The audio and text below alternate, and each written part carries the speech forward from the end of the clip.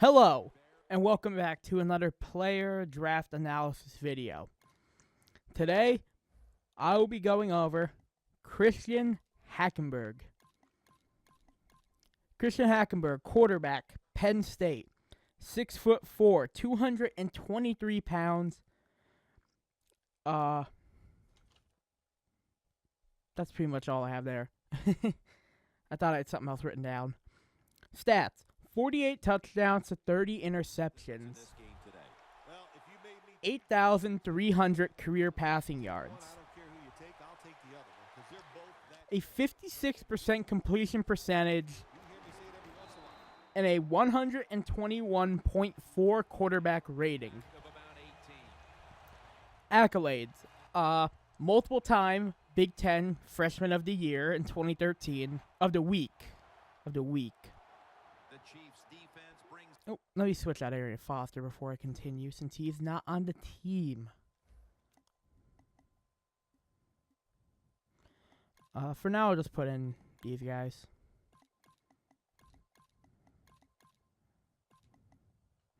Okay.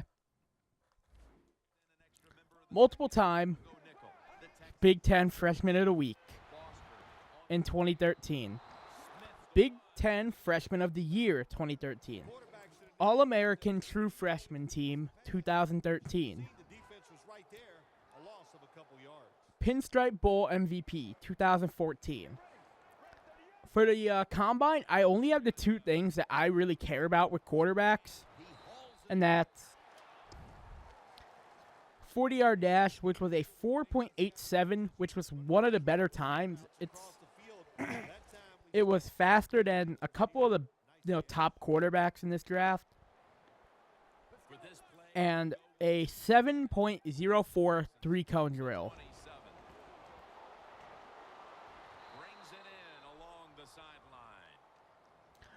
All right. So just a little bit. Excuse me. Have to clear out my throat a little here. So before I get into his pros and cons, I want to talk about Christian Hackenburg because I really like him. I live in Pennsylvania, so I kind of have to live with Penn State, as being part of my culture. And although I'm not a Penn State fan, I really liked Hackenburg as a young player. I thought he was extremely talented as a freshman. Oh man, my throat is just all sorts of just congested. I really liked Hackenburg as a freshman. I still do like him. I think if you want a pure pocket drop back passer, there's only maybe one or two of those guys in this draft, and he's one of them. I think maybe Jared Goff is the only other guy that I can really think of off the top of my head, and Connor Cook. Those are the three purely drop back passers you're going to get. Because Lynch and Wentz are giving you that real athletic factor, but a lot of guys overdo that athleticism, and they kind of burn themselves out. Like Colin Kaepernick burnt himself out. He just couldn't keep doing what he was doing. So that's one thing. I really like Hackenburg. Another thing, his Penn State, since Bill O'Brien has left, has not been a very good team. Their record may not, convey that greatly, but they really haven't been a great team. They've only won 7 games. They won 7 games last year, I think, maybe 8. And I don't know how many they won his sophomore year. I know it was enough to make a bowl game. I think it may have been like 8 games again. Again, they're not a very good team. Their offensive line just couldn't play. They didn't have a lot of talent on the offense. Their offensive line was inconsistent at best and just plain out terrible at points. And while their defense was actually very solid,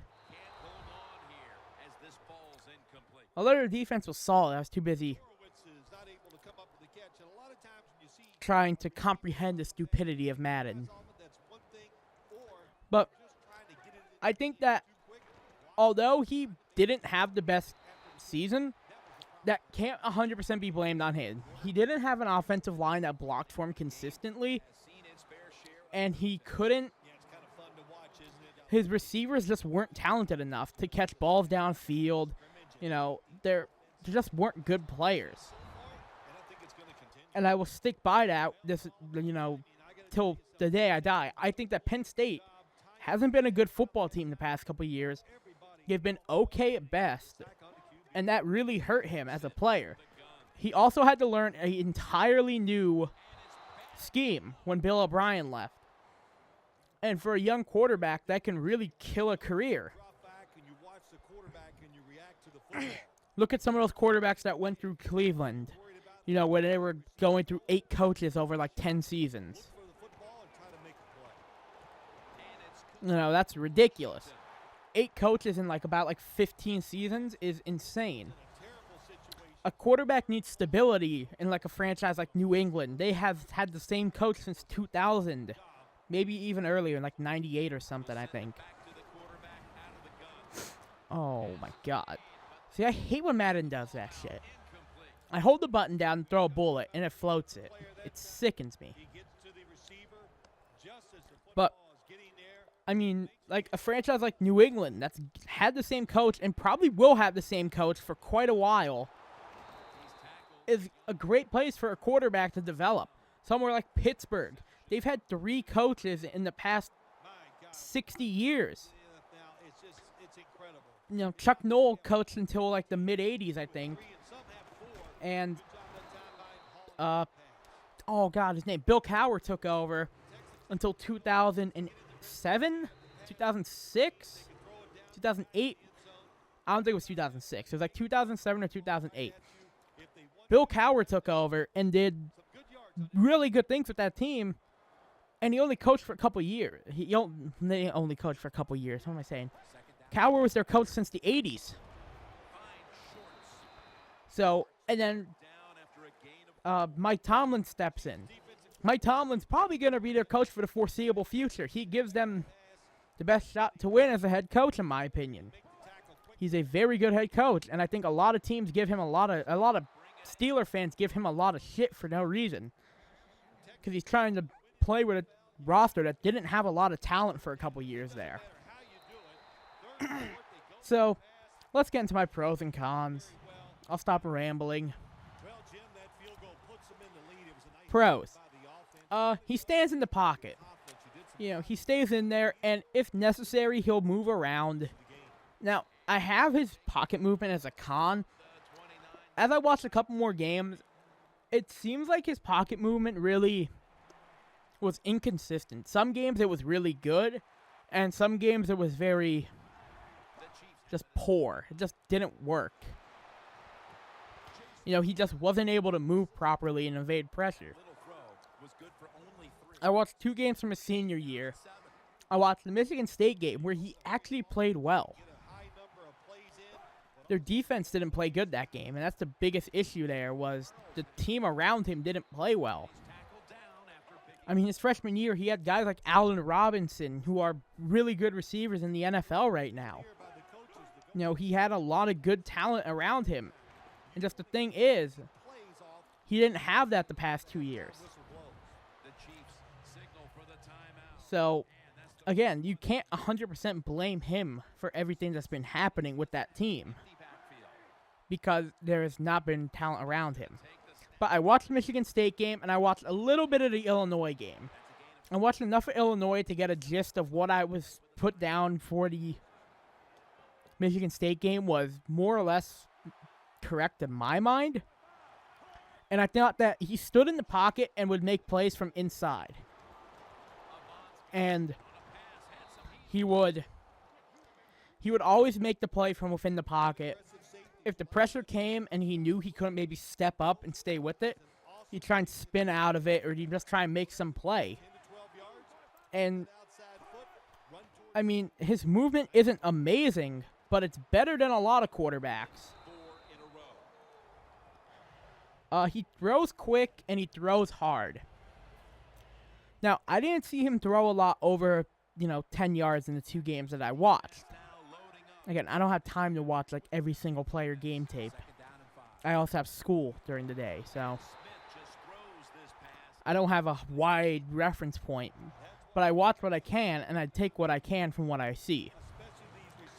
And I like his release. He throws hard and throws quick, but I don't see him throw deep a lot. And so I don't know if that carries over into his passes beyond 10 yards.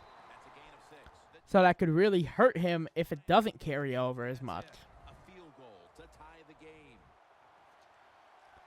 His short accuracy is extremely good. When he throws the ball short, it's accurate. It's there when it needs to be. And it's really impressive, his short accuracy. And he took snaps from under center, which I know is kind of a trivial thing. I know a lot of people are like, that's stupid. It doesn't really change much of anything. I think it does. It helps you develop to the pro game just a little bit more. And it just helps the player develop. That's one less thing they have to learn at training camp. So they have more days to help learn the playbook. What is this camera angle? So, my cons. Decision making. Although he didn't throw an insane amount of interceptions, he threw much more than he should have. He made bad reads and threw into coverage a lot. Michigan State game. One play in particular. Had a guy, like 3 guys around him deep. Maybe looks over 20 feet to his left, and he has a guy running wide open. Right next to him, pretty much. But he throws it to the guy who's pretty much triple covered at this point. So, I mean, decision-making is a huge concern. Again, his pocket movement is extremely inconsistent. It could be great one game, Illinois. He showed a lot of great movement in the pocket in the Illinois game. And the Michigan State game, he was just very average. And that just might be a level of competition because you can't compare Michigan State to Illinois. They were 2 completely different teams. Michigan State was one of the best teams in college football. Illinois, I don't even know if they made a bowl game, to be honest. They probably did. They probably won the same amount of games as Penn State, now that I think of it. But they just weren't good.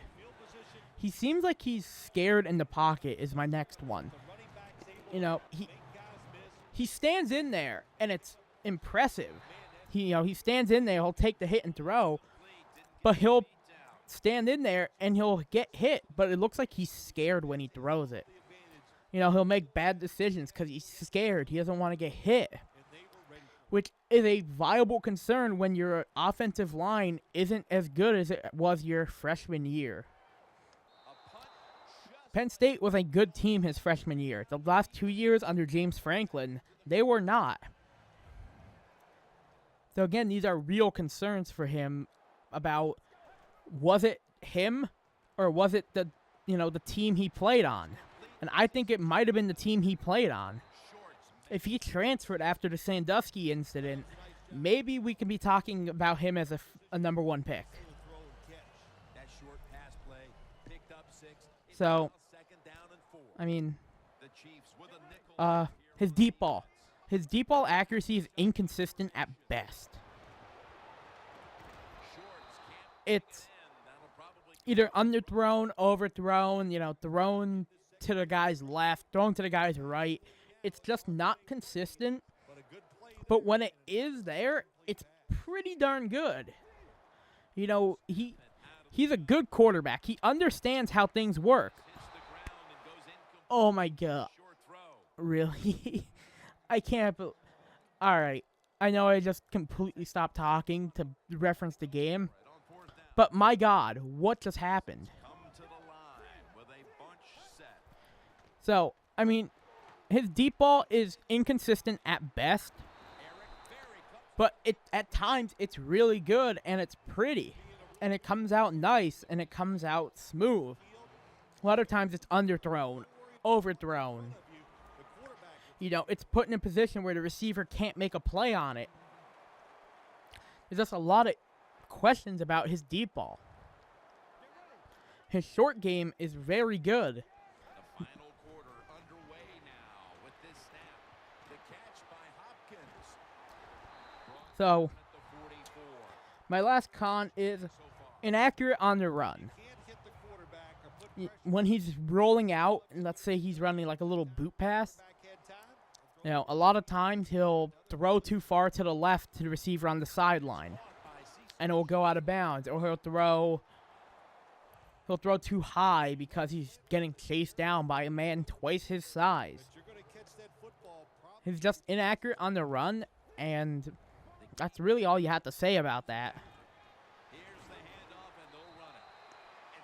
So, I have him projected as a mid-third rounder to a late fourth rounder. Now, if it comes down to pure talent, I think he's the best drop-back passer in the game. In this draft, I mean, in the game. But it's the fact that he didn't perform the past 2 years, and I truly believe that he didn't play well because of the talent on Penn State. And I don't think it was much of a fault of his own. Because when it comes down to it, yeah, comparing it to his freshman season, his season was subpar. But those were two different teams. Allen Robinson was his #1 receiver. That's a guy who can go and step in and be a top-flight receiver on most rosters right now because Allen Robinson is extremely talented. You know, the offensive line didn't have so many question marks. But that's just me and what I think about him. So if it came from pure talent and not how he, you know, played, maybe he's a higher pick than a lot of people are projecting him to be. I can truly see him going as high as the second round. But obviously, this is probably the team he goes to, Houston. I'm saying the third or fourth round, more likely the third at this point. Bill O'Brien, there's a little bit, there's not really many issues with that team. Maybe a couple minor issues with this team. Tight end could be a problem for them. They're set at receiver. Their offensive line is solid. They need a quarterback. And maybe a couple of questions on defense about the secondary and maybe a little bit on the linebacker play. But other than that, Houston's a quarterback away from being a contender. And I truly believe that. And I think that Bill O'Brien could do great things with Christian Hackenburg. And I'll just say it now, that's where I think he's going to end up because Bill O'Brien knows the kid, he trusts him, and he knows what he's capable of when he's given solid time to play and solid time to make his reads and take his time to throw. Because when you're getting rushed every play because the offensive line isn't good, you're not going to be successful.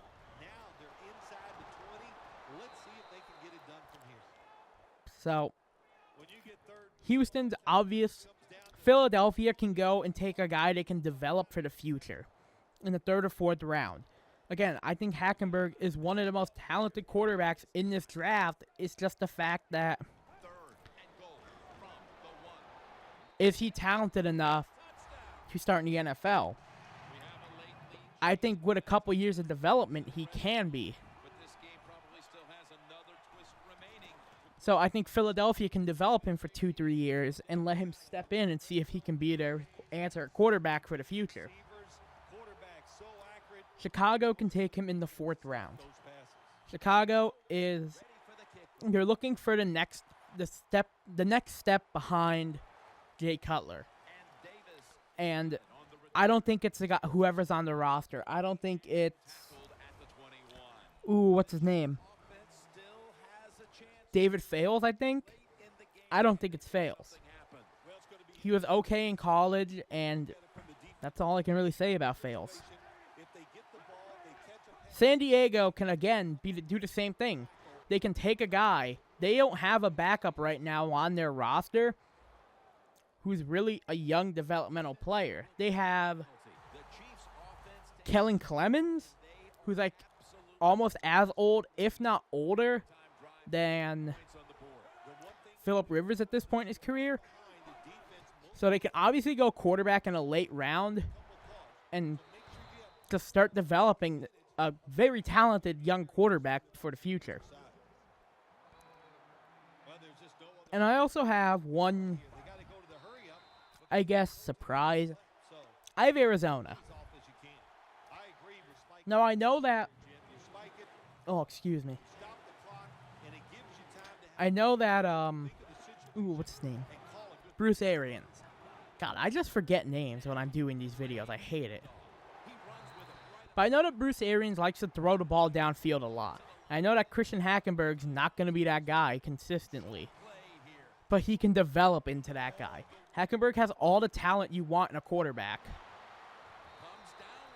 And I truly think that he could step into Arizona and be a developmental player, learn behind Carson Palmer, and just learn how to play the game and fix the issues, play behind a really good offensive line for a really good team, and eventually he could be that guy. Houston, I think, will maybe try and push him into the starting role too quickly, which could work if he has the time to play proper football. Go and watch his Penn State games.